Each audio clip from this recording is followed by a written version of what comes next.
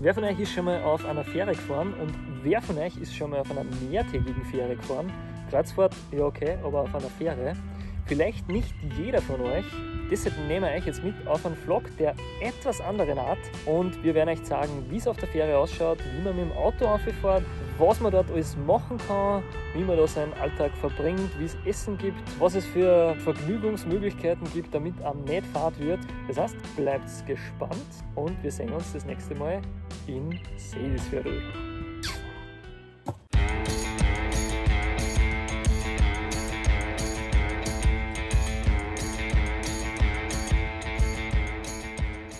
So, herzlich willkommen zu unserem Island-Vlog.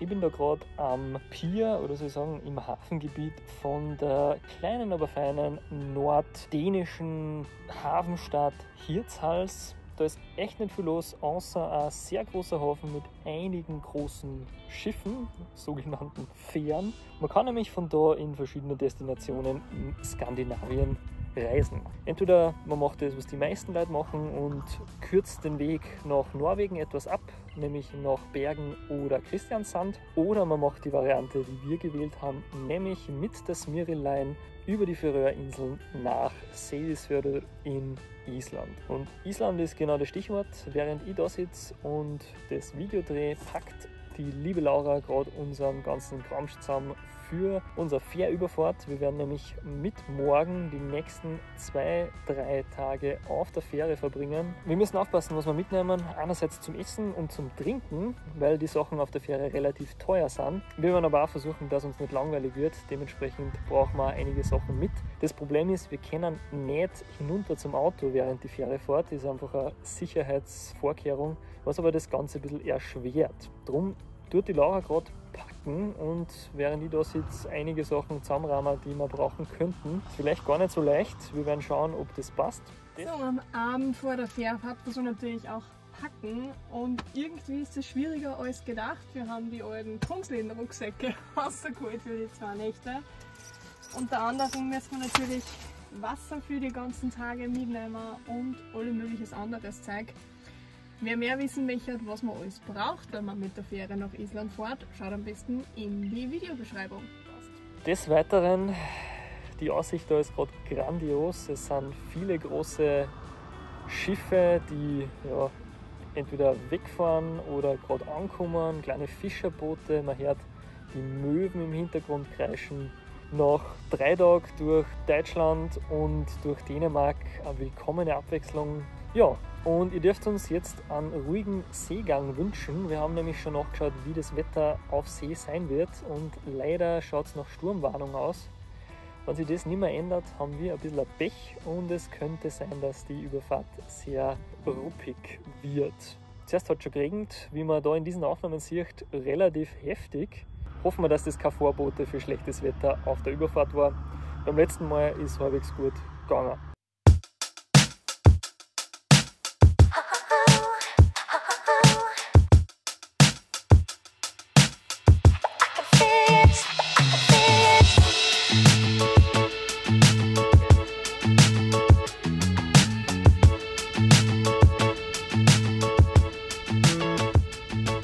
So, wir haben den Check-in erledigt. Da haben wir jetzt so ein Teil gekriegt, das man ins Auto einlegt, schätzungsweise. Außerdem haben wir unsere Cabin Keys erhalten, mit denen wir dann mit dem Code schätzungsweise einchecken können in die Kabine. Ich bin in Kabine 2002, der Axel ist in 2005. Das heißt, wir sind nicht so weit voneinander entfernt, was gut ist. Die Sache ist die, beim Proletariat, beim Pöbel, nämlich der unteren Klasse, wird da eine Geschlechtertrennung vorgenommen. Das heißt, das sind so, kann man sich vorstellen, so richtige Pritschen mit wenig Komfort. Man muss ja seinen eigenen Schlafsack mitnehmen und hat halt nicht wirklich das Zimmerfeeling, sondern ist halt mit, glaube ich, bis zu 6 andere in einem Zimmer. Und das ist geschlechtergetrennt, einfach aus dem Grund, dass durch das, dass man so eng beieinander ist, macht das schon Sinn. Darum haben wir 2 verschiedene Kabinen. Wir haben ein bisschen an Geld gespart. Man muss aber auch dazu sagen, die Fähre kostet insgesamt genug. Da ist ganz gut, wenn man vielleicht einzelne Sachen ein wenig spart.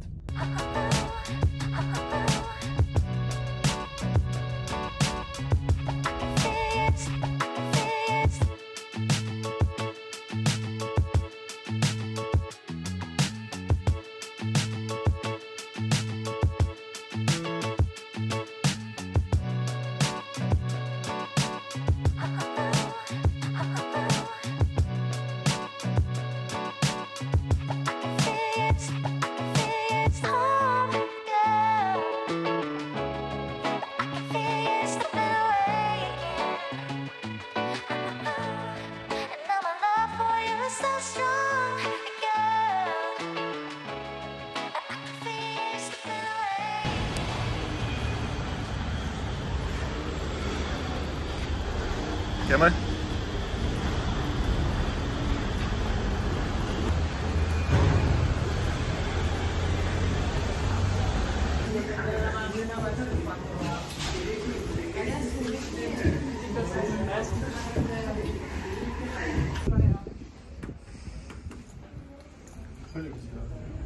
Wir sind 5, wir müssen jetzt in 2.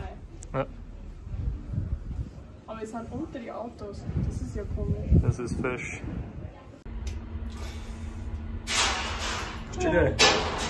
Ah, das klingt alles so schief, Alter. Super. Ja, Kuhchette 2001. Jetzt haben wir den richtigen Coachette. Irgendwo, ich liebe es. Hey, wir sind in der Fitness- und Pool-Area. Okay. So, da wohne ich. Und wir marschieren da mal ein. Problem ist, es gibt kein Licht.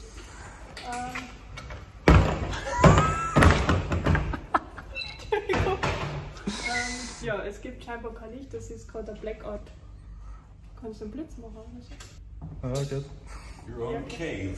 Ah, perfect. Okay. The lights don't work in mine, so see if your lights work. They said there was a blackout or something.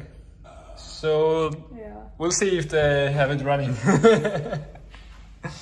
Okay, kommst du ein wenig rein. Also, ihr habt da einen Frauenschlafsaal mit 6 Betten, wobei Bett ist ein sehr übertriebener Begriff, muss ich sagen. Ja, wir sind irgendwo am untersten Deck, sogar die Autos sind über uns. Ja, das hat jetzt 44 € gekostet für die 2 Nächte. Das ist okay. Ja, genau, das haben wir jetzt.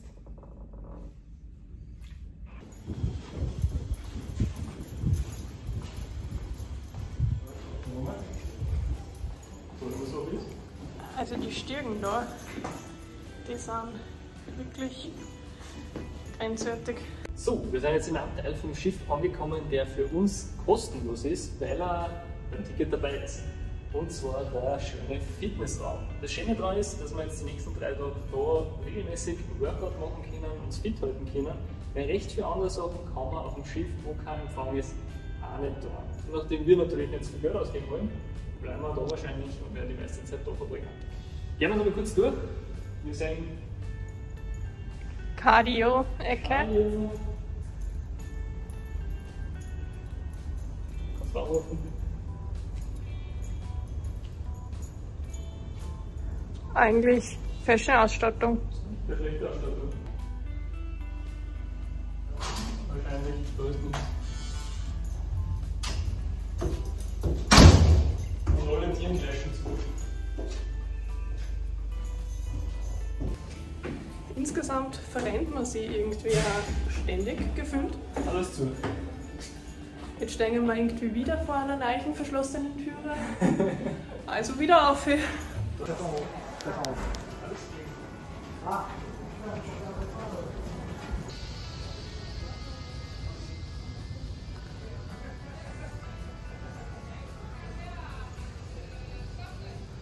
Also für alle Leseratten, ich glaube für 3 Tage gibt es da nur Hilfe.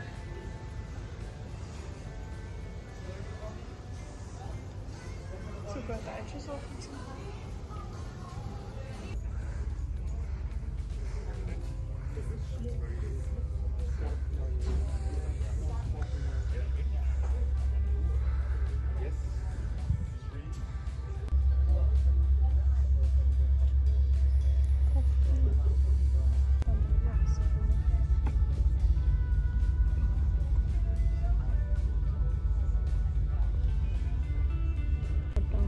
Bestellt und im Sündhaft auch ein Café. Aber es ist sehr schön und wir sind ziemlich miert, deswegen passt es sehr gut.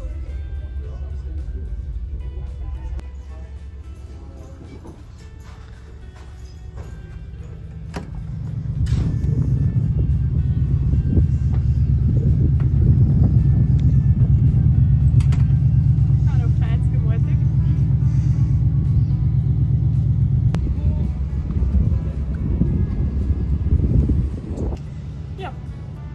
Beschäftigungen. Es gibt natürlich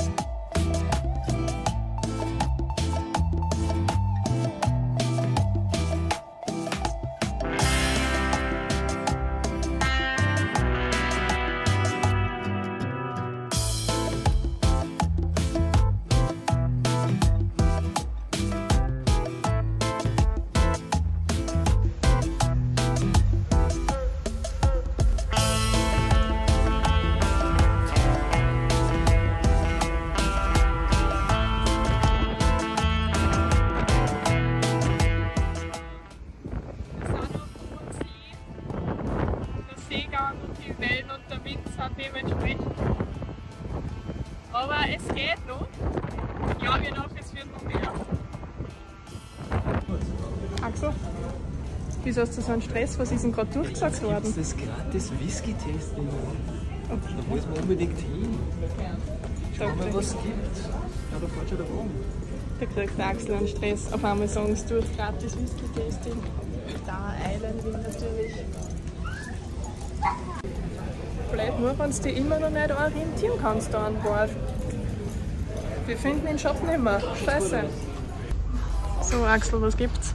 So einmal mit meinem Lafroig 4 Oak und Chivas Regal. Okay. Die Entscheidung fällt natürlich nicht schwer. Aber das Ganze ist halt auch nicht so arg eingeschränkt oder ein bisschen unpersönlich, aber es gibt was gratis. Ja, und das ist nicht limitiert pro Person. Was sagt der Kenner?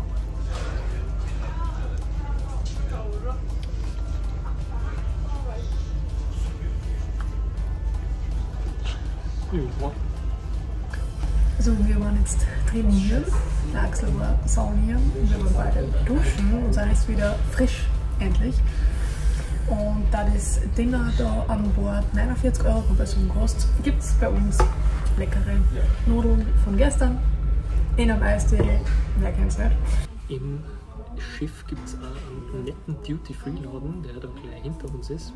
Und der Vorteil ist, es ist sowohl Duty-Free als auch Tax-Free. Für alle diejenigen, die schon mal in Island waren, die wissen, dass einer der smartesten Moves ist, dass man am Flughafen gleich Alkohol kauft, weil da Alkohol sehr hart besteuert ist und dementsprechend alle Produkte sehr teuer sind. Man kann sich das ungefähr so vorstellen, das, was bei uns im Restaurant die Preise sind, sind dort im Geschäft zum Einkaufen und im Restaurant noch mal Vielfaches mehr. Das ist natürlich schlecht für Bierliebhaber wie in Axel. Drum ein kleiner Tipp, wer mit dem Flugzeug anreist, gleich im Duty Free am Flughafen, wer mit der Fähre wie wir anreist, im Showbuden, also im Duty Free Laden Showbuden einkaufen, dieses 033 IPA, India Pale Ale Bier, leider ungekühlt natürlich, aber man kann es so auch gut genießen, für 1,80 €. Das ist Ziemlich gut. kein schlechter Preis.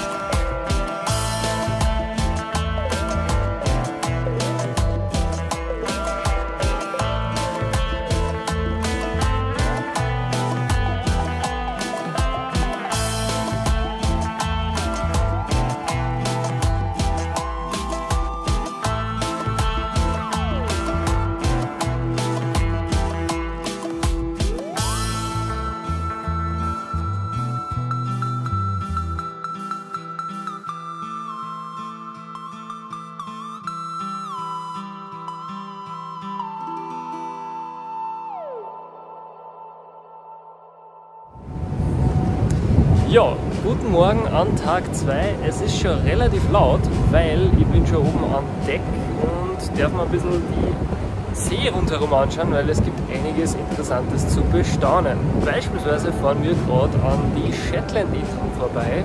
Und zwar teilweise nur im Umriss zu erkennen. An einer Insel fahren wir aber näher vorbei und da sieht man sogar einige Häuser.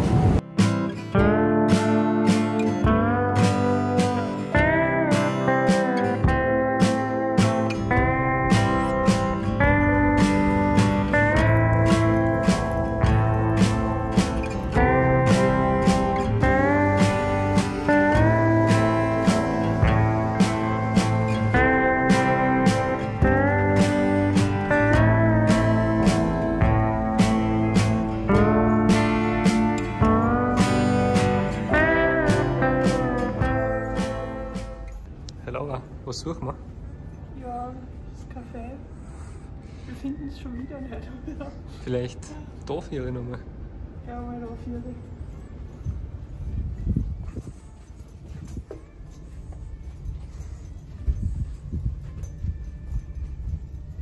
Ich bin auch gesoffen. Ich sah nicht. Sollen wir mal da drüben probieren? So, wir haben uns ja für den heutigen Tag, den wir komplett auf See verbringen, ein Lunch gebucht. Das dauert von 11 Uhr bis 14 Uhr. Wir haben vor, da jetzt 3 Stunden lang zu sitzen und so viel zu essen, wie wir schaffen. Ich habe alle vegetarischen Dinge mal vom Buffet ein bisschen zusammengesucht. Der Axel hat diverse andere Dinge auch dabei. Mal schauen, ob es gut ist. Update folgt. So, der Axel gibt nicht auf. Teller Nummer 3. Aufgeben dann der Verlierer. Das ist ein Buffet. Wir sind seit 2 Stunden da. Mittlerweile haben wir unseren Ort ein bisschen geändert und wir sitzen jetzt auf der Pole Position. Direkt mit Blick hinten aussehen. Man erkennt es vielleicht auch, dass das Wetter mittlerweile ein bisschen stürmischer geworden ist. Also gehen ist schon eine kleine Herausforderung. Essen aber nach wie vor nicht.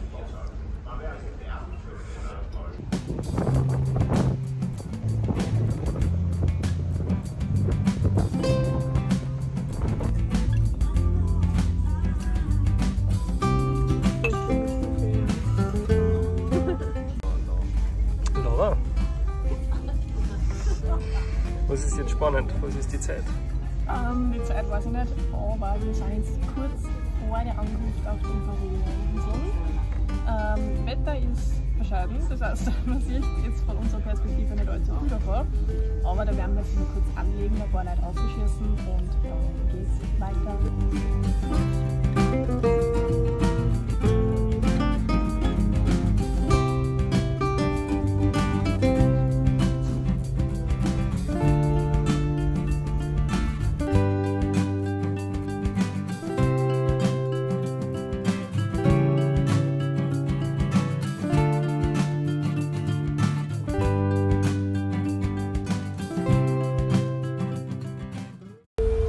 Mischen, dass wir unser Auto finden.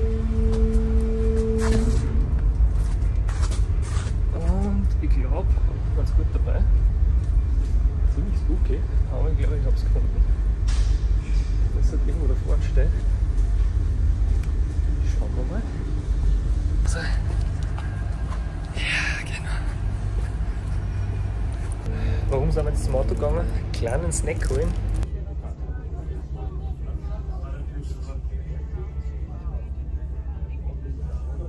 Also wir haben jetzt die Pole Position quasi, wir sitzen zwar nicht in der ersten Reihe, aber wir sitzen am Sonnendeck und fahren jetzt gerade durch die Färöerinseln durch. Und das Coole ist, dass man wirklich zwischen die Inseln ganz nah an der Klippen eigentlich vorbeifährt. Das schaut schon cool aus. Trotz schlechtem Wetter eigentlich ziemlich cool.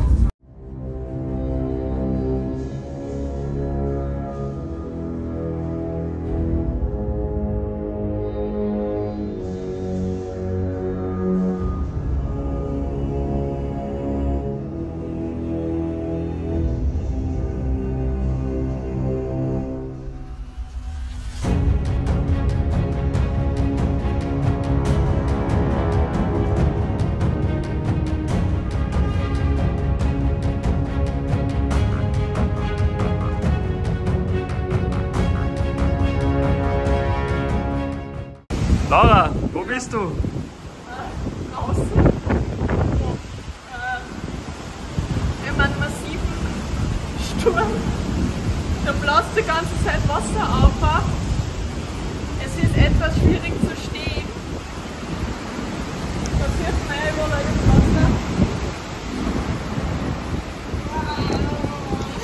Wasser. Jetzt reinspringen, ha? Also wie man jetzt gerade schon gesehen hat, wir haben da aktuell um die 6 Meter hohen Wellen. Wir vermuten, manche von denen sind ein bisschen höher als 6 Meter. Das bleibt voraussichtlich so bis morgen in der Früh, kurz vor unserer Ankunft in Island. Das heißt, es wird eine etwas unangenehme Nacht. Wir haben uns schon versorgt mit Travel Gum, also Kaugummi, der gegen Übelkeit hilft. Bei mir hat er schon geholfen. Beim Axel ist er gerade am Helfen. Ansonsten muss man sagen, wir sind jetzt beide nicht unbedingt gefährdet für Seekrankheit, aber das ist jetzt gerade schon so etwas extreme Bedingungen.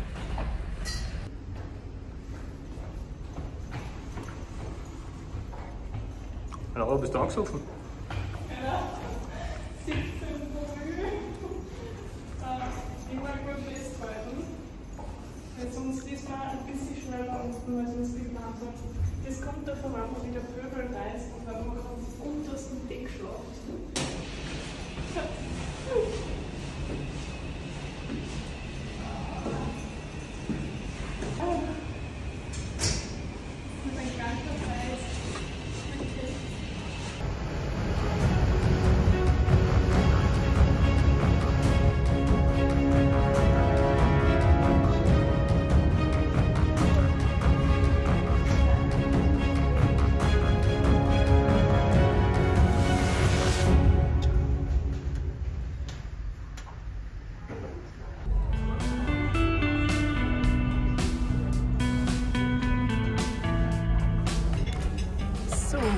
Guten Morgen, wie der isländische Matrose sagen würde.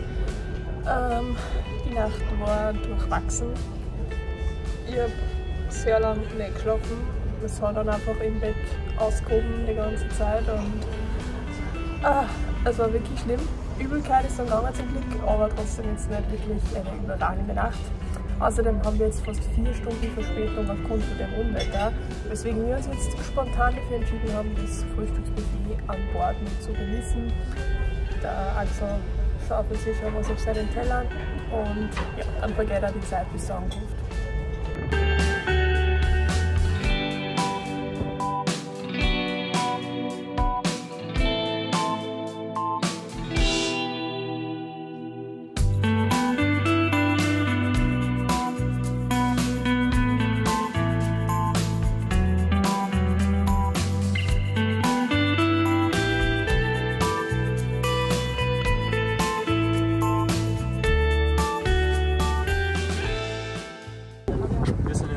Kurz vor der Ankunft in Seyðisfjörður. Es wird noch ein bisschen dauern, bis die Fähre anlegt und nur länger, bis alle Autos draußen sind. Aber wir werden von Traum auf der Kulisse und Top-Wetter begrüßt. Das heißt, es ist schon mal gute Stimmung für Island. Ja, also wir sitzen jetzt im Auto und warten. Schon ziemlich lang. Die meisten. Diesmal haben wir es so, dass wir warten. Beim letzten Mal waren wir die letzten, die was nur drinnen gestanden sind, weil wir das Auto nicht gefunden haben. Ist diesmal vielleicht besser. Im Hintergrund sieht man schon, wie die einzelnen Autos komischerweise rückwärts ausfahren. Wir sind aber da noch in unserer Reihe eingekesselt und ja, hoffen, dass bald weitergeht.